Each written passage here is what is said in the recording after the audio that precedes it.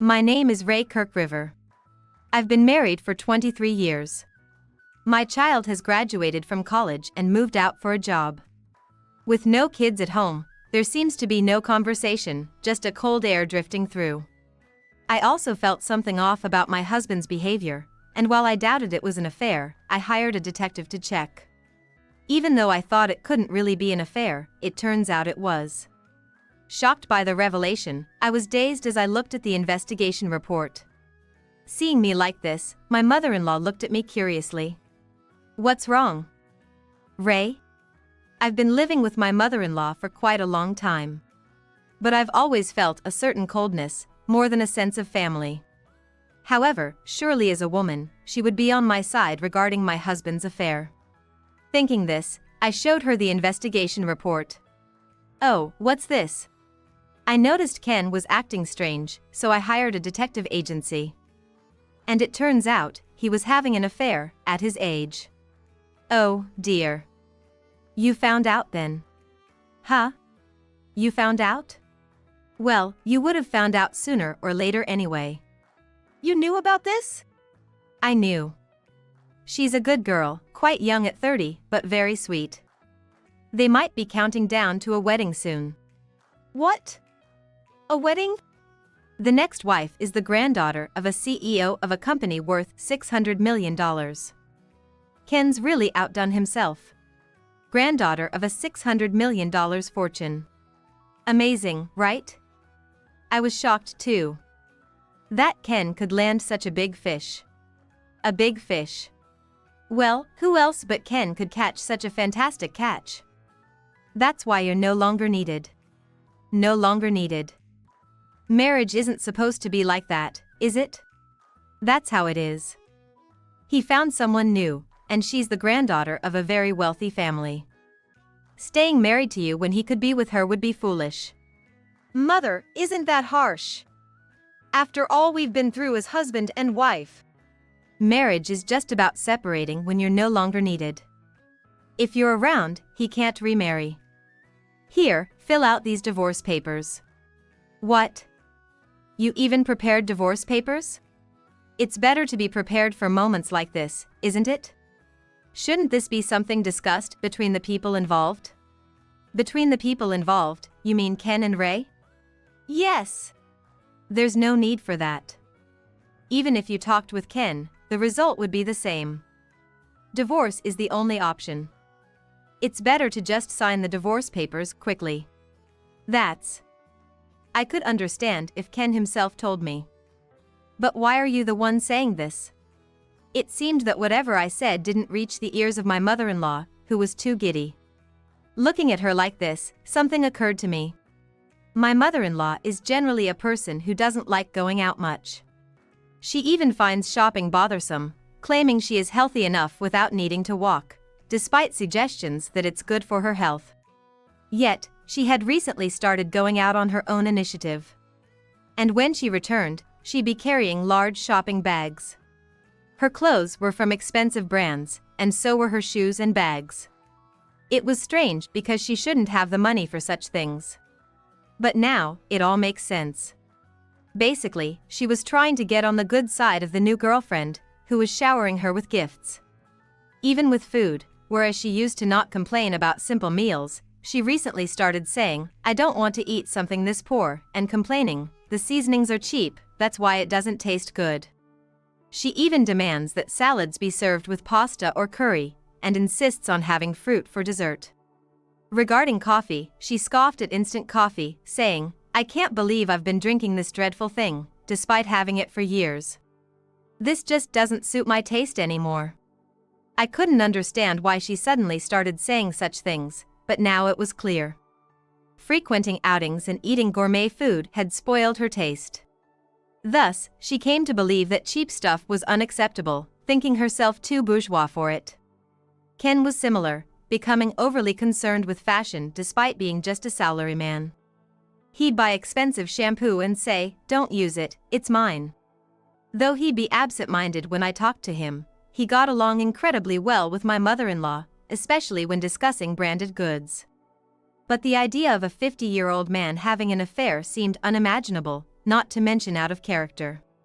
At home, he'd wander around in just his underwear, picking his nose and not washing his hands.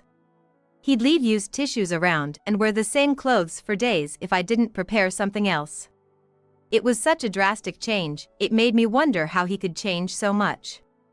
And even though our child is already an adult, why start an affair now? I had thought we would just enjoy our retirement together, traveling or sharing hobbies.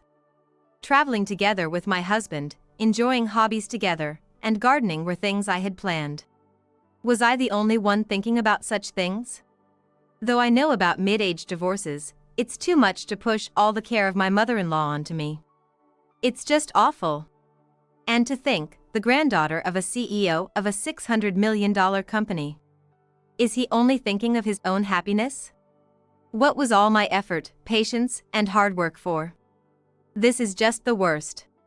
While I was thinking all this, my mother-in-law was beside me, shouting to hurry up and sign the divorce papers.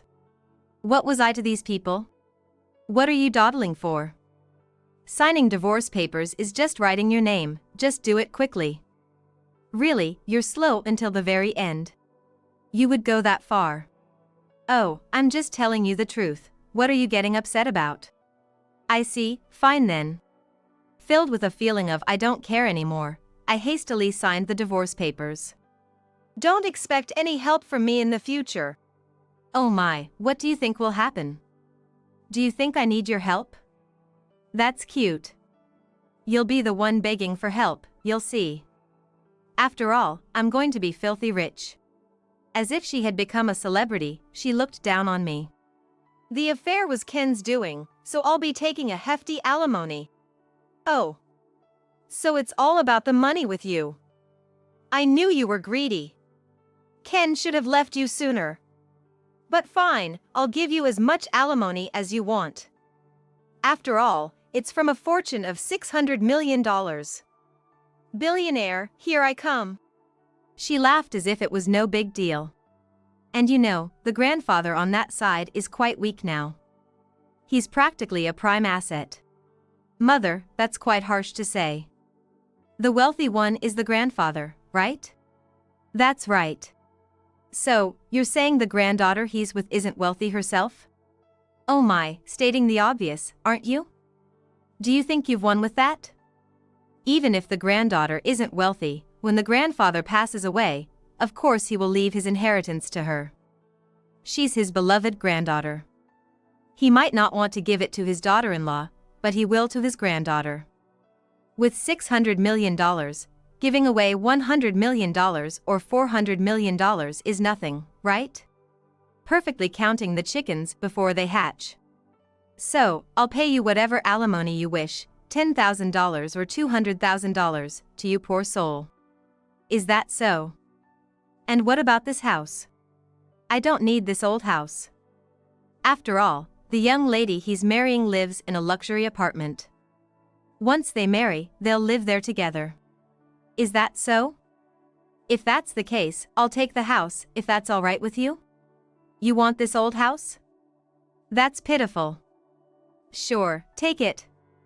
It's a hassle to deal with anyway. If you want this old house, it's yours. Her words were irritatingly condescending. And I'll be making sure we properly divide the assets too. Divide assets? What assets do we even have? At most, this old house and a used car. I'll give those to you. That's good to hear. Then my mother-in-law contacted Ken to tell him the divorce was finalized. Now that the divorce papers are filed, let's move to her apartment right away. Buy new clothes and throw away everything in this house. Ken seemed to agree with her words, and truly, they left the house that same day. As the saying goes, one should not leave a mess when departing, but that parent and child left everything in disarray. They should have at least cleaned up if they didn't want it. Ken and my mother-in-law left their belongings as if they might return if things failed. Afterwards, I demanded a $400,000 alimony payment in one lump sum. Surprisingly, they actually paid it all at once. I wondered where they got that money, but perhaps the other woman really did have it, as my mother-in-law had suggested. At that point, it didn't matter to me. They were strangers now, after all. With a new beginning in mind, I used the alimony as a down payment and bought an apartment for myself. Until now, I had to consider my husband's preferences and my mother-in-law's tastes, choosing curtains and decorations that weren't to my liking. But now, I could fill my space entirely with my own choices. Ah, this feels like my castle. The so-called old house they derided, when demolished and sold as land, fetched a surprisingly high price, much more than I had anticipated. Having uninterrupted time to myself allowed me to pursue a job I had always wanted, and thanks to my hard work, I was able to lead a wealthier life than ever before. Occasionally, my child would come to visit, and it felt like true peace had finally arrived. A year passed in this new phase of my life when I received a call from Ken. What the heck has happened to the house? It had been so long since I heard from Ken that I almost forgot he was my ex-husband when I answered, but that was his first question? Who may I ask is calling? Don't mess with me. I'm your husband. I don't have a husband, actually. Ray, right? Yes, that's right. It's me, Ken. I know that. Since we're divorced, you should watch how you speak to me. Oh, I see. You're such a pain. So annoying. So, what's up? The house is gone. What house are you talking about? The one we lived in together until a year ago. Ah, the house your mother always said was a dump. Why is it gone? I had it demolished and sold the land. Why? Because it wasn't needed. That house was mine, wasn't it? What? When we divorced, it became mine. Your mother gave it to me, saying if I wanted that old dump, it was mine. You were supposed to live in a luxury apartment, weren't you? I didn't agree to any of this. I don't know about that. You said there was no need to talk when I wanted to discuss the divorce. Besides, if it mattered so much, why didn't you call me when we got divorced? If you had, we could have discussed the house then, right? Well, that's true, but... So, you didn't need that house either, right? That means you essentially agreed to it. What did you do with the money from the sale? I used it to pay for my new apartment. Apartment? Whose apartment? Mine. Why would you do that on your own? It's not a problem to do so since we're divorced. Besides, the divorce was because of your affair. This is really troubling. Not having the house is really troubling. What's so troubling about it? I kept asking Ken why it was troubling, but he didn't give any reason. Ray, could you return the $400,000 in alimony? What? Sorry, what did you just say? I said, could you return the $400,000 in alimony? Why should I return it? You paid that alimony because you cheated, right? It was justly awarded to me. I know, but... I need money. Well, you married the granddaughter of a man worth $600 million. Why don't you ask her instead? It's not something a poor person like me should deal with, right? That $600 million belongs to her grandfather. I know that. But you were happy about it, weren't you? You were expecting an inheritance of maybe $20 million or $40 million when he passed away. I never said that. Your mother was the one who said it, all excited. That means you thought the same, right? Well, yeah, I did think that. See, I knew it. That's why I didn't think it was a big deal to be asked for alimony. I thought I could easily pay it back once the grandfather passed away, so I borrowed the full amount to pay it. But then, even after he died, she didn't receive any inheritance at all. It's natural for a grandchild not to receive an inheritance. But still, your mother said grandchildren are beloved and would definitely inherit something. Yeah, my mom told me that too, and I really thought that made sense. Grandchildren aren't legal heirs, but they would surely be left something. But it turns out that was a poor assumption, wasn't it? Exactly. Plus, the luxury apartment we're living in turned out to be owned by the grandfather. Now we have to move out. That's weird. Didn't your wife's parents inherit it? Yes, they did.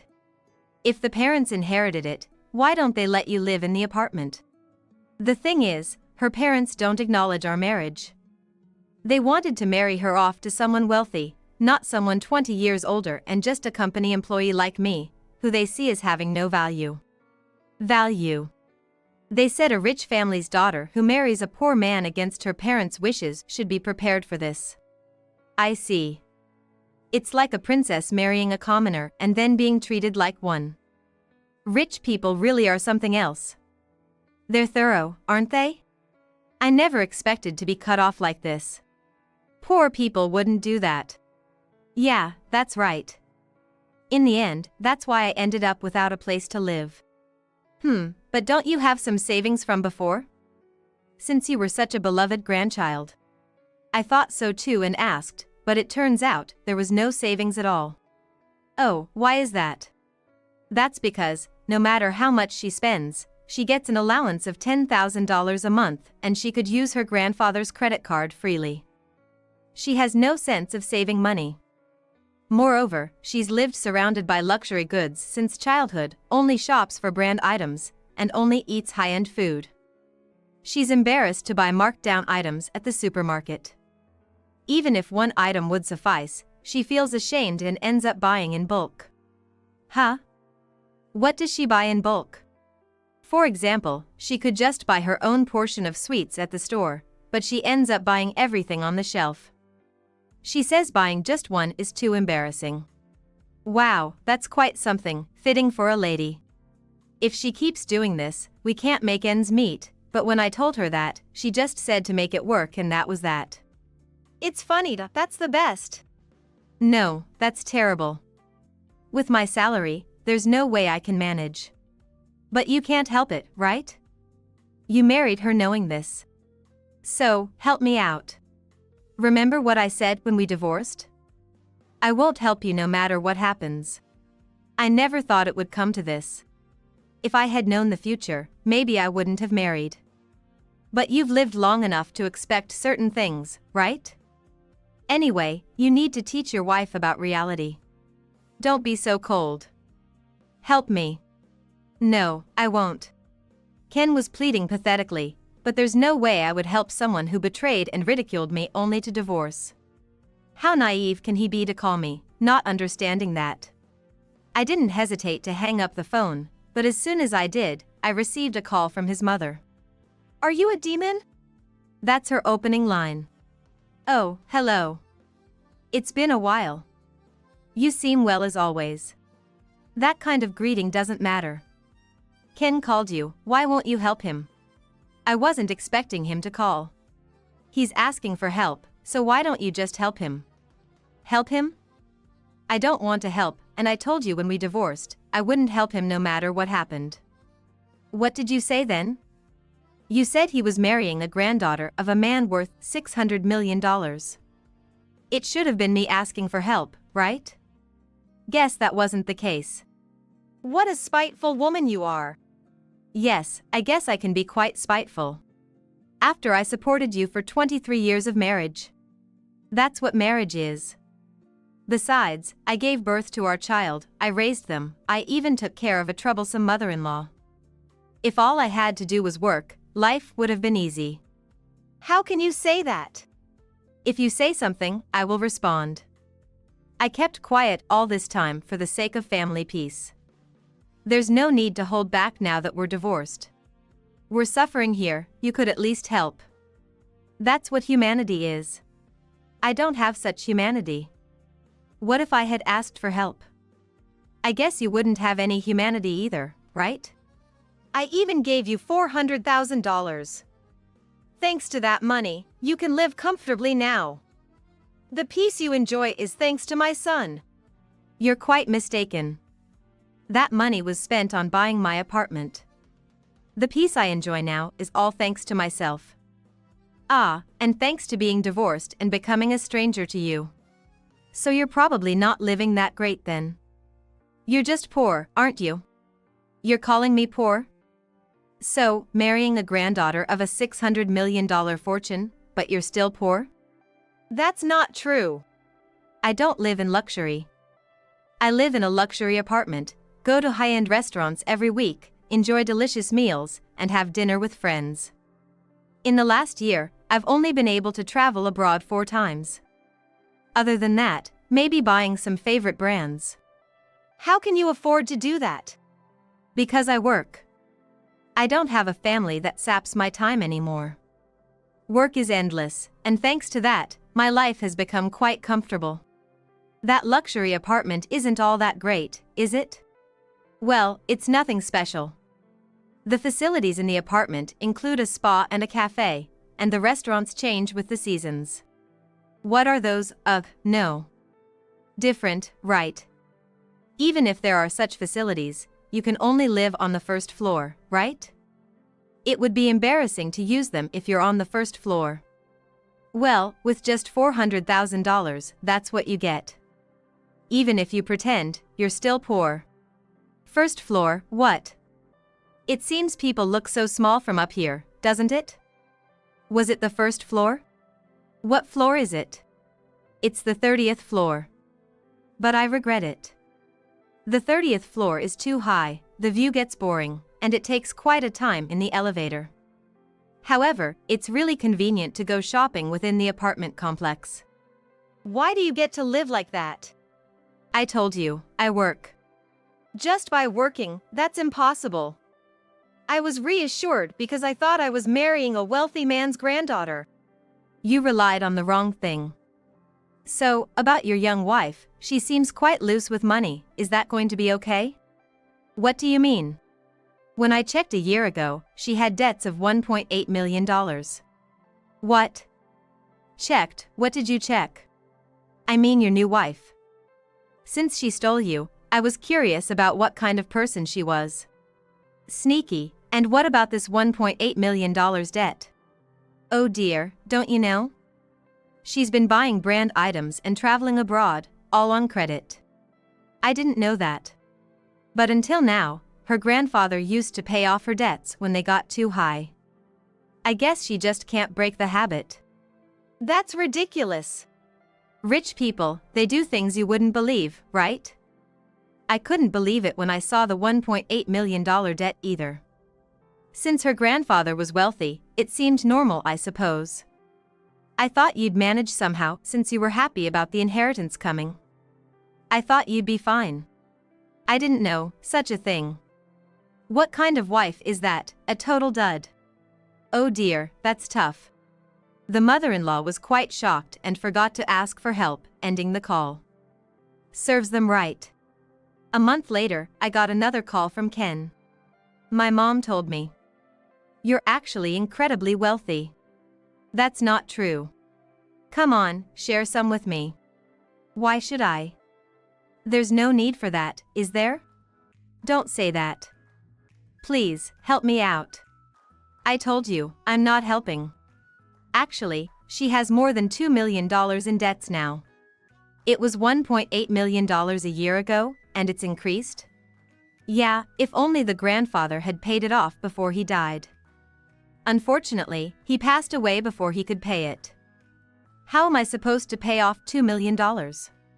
You can't, can you? That's right, I can't. Well, it's her debt, so why don't you have her pay it? I talked to her about it, but she doesn't care at all.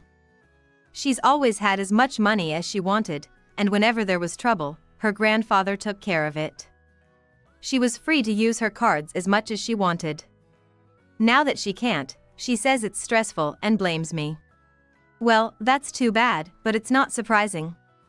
You chose to be with her. I know, but please. If you can't share, at least lend me some. I have no intention of lending you anything. Why should I lend to someone who can't pay it back? You need to stop being so naive. Don't say that. If things continue like this, I'll have to declare bankruptcy. Well, maybe you should. You're already poor, so bankruptcy shouldn't be too scary for you. I just want to get a divorce. If you want to divorce, then do it. It might be easier than you think. Really? Your parents don't even acknowledge your marriage, so if you say you want to divorce, it might actually be a relief for them. You think so? A no-good 50-year-old man and a 30-year-old lady. From a parent's perspective, they probably want you to divorce. Yeah, that makes sense. Ken seemed persuaded by what I said and mentioned he would discuss divorce. He then ended the call. And it seems he did talk to her parents about getting a divorce. She apparently didn't like the idea, but he insisted it was too much to handle. What a despicable man. However, I got divorced. Oh, congratulations. Now you've escaped her debts, haven't you? That's not exactly what happened. When I brought up divorce to her parents, they were thrilled and immediately produced the divorce papers, but at the same time, they made me sign a contract. A divorce contract? That's unusual. Yes, it was filled with small print that I didn't even bother to read at first. It felt like signing a bomb. What was written in it? Well, it was stuff like I shouldn't use her family name or see her again. That doesn't sound too bad. But when I read it carefully after signing, something terrible was written in it. Among that bombshell was, Ken agrees to take on all of his wife's debts. Wow, typical of the wealthy. In the end, I ended up being responsible for paying $2 million. Oh. I see. What should I do? There's no way I can pay that back. What am I supposed to do? That's tough. So please, I'm begging you. Just $2 million. Lend it to me. It's your fault for signing without reading. But... Ray, please, I'm begging you, Ray. After realizing he wouldn't get anywhere with me, Ken tried to negotiate directly with her parents again. But the outcome was the same, and he was told it was his fault for signing and was sent away. With nowhere else to direct his anger, Ken contacted me again, unleashing a barrage of complaints. Why do I have to bear a debt of $2 million? What have I done to deserve this? That's because he was blinded by the prospect of an inheritance. It's his own fault. I shouldn't have married such a spendthrift woman. Fed up with Ken's daily whining, I finally said, "It's your fault for not reading the divorce contract. No matter how tedious, you would have understood if you had read it properly. How could I be expected to read such a detailed and fine print document? I knew this all too well. That's just the kind of person you are. You never read important documents because it's too much trouble. And you always expected me to handle everything.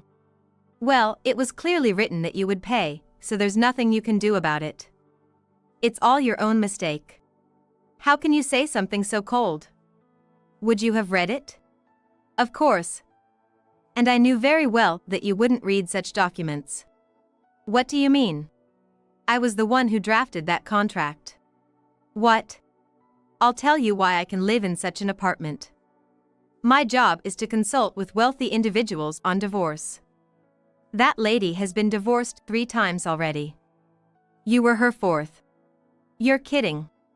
Previously, her grandfather would pay off the debts so she could divorce without issues. But this time, her parents were involved, so they came to me wondering if something could be done. Thanks to that, I ended up making a lot of money. No way. Thus, Ken fell into a $2 million debt hell and now lives in a shabby apartment, struggling to pay off his debts while being constantly berated by his mother-in-law, blaming him every day. As for me, since Ken's divorce was finalized, my reputation among the wealthy skyrocketed. Thanks to that, I'm receiving a constant stream of consultations from people wanting to divorce, and I'm making a fortune. For those contemplating divorce, I always advise, divorcing will make you feel liberated.